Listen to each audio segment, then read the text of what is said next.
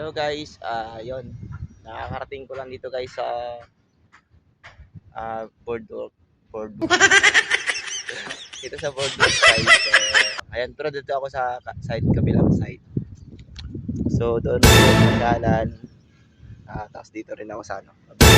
So, kasi dito guys is medyo malilim konti guys. Masyadong mainit kasi pag doon ka is sobrang init.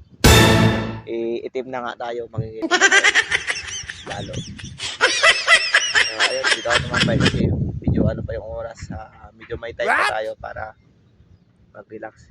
So, kaya papasok sa trabaho, pakpaka na naman. So, bumili ako ng merienda guys. Para merienda na rin tayo agad. Bumili ng merienda doon sa ano, sa 7-Eleven. So, ngayon lang ako ulit mag-soft drinks guys. Pero, ano naman to, zero sugar kaya. Zero sugar. Oh no! Tapos, syempre, bawal ang chicherya. So, ito na, biscuit na.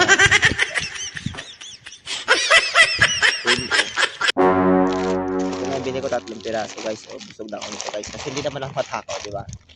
So, ito. Yan.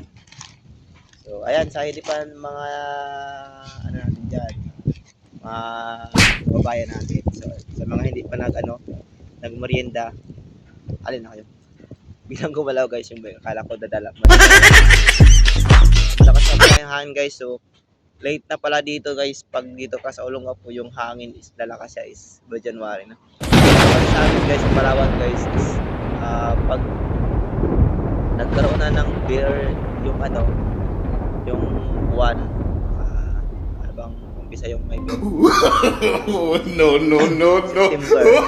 Guys, malakas yung hangin guys. So dito na guys, late. So January siya hanggang March ata dito. So doon sa amin guys, sa Palawan, sa probinsya guys yan. Hanggang guys, March din. Malakas yung hangin, amihan. So guys, kahit nagsuot ako ng jacket, hindi ko alam kung kanino jacket sa bahay na dalat ko sa airport na iwan. So suot yung jacket kasi isang jacket kulay white. Medyo masyadong marumihin. So ito na lang sinuot ko guys kasi medyo itim. Oh wow! Masyado malata yung dumi. Tsaka itim na rin. Itim tayo. So ayun. Kasi kapag gabi, pag umuwi na is malamig. Alam mo naman, nagbabike lang ako. So ayun lang guys, update ko lang kayo. Sa mga hindi pa naman na. Dalinda na tayo. So adin pa guys, bagong gupit nga pala ako guys. Wow! 4 days ago guys, yan. Nagpagupit ako. So ayun lang, bye bye. Tara, merienda na.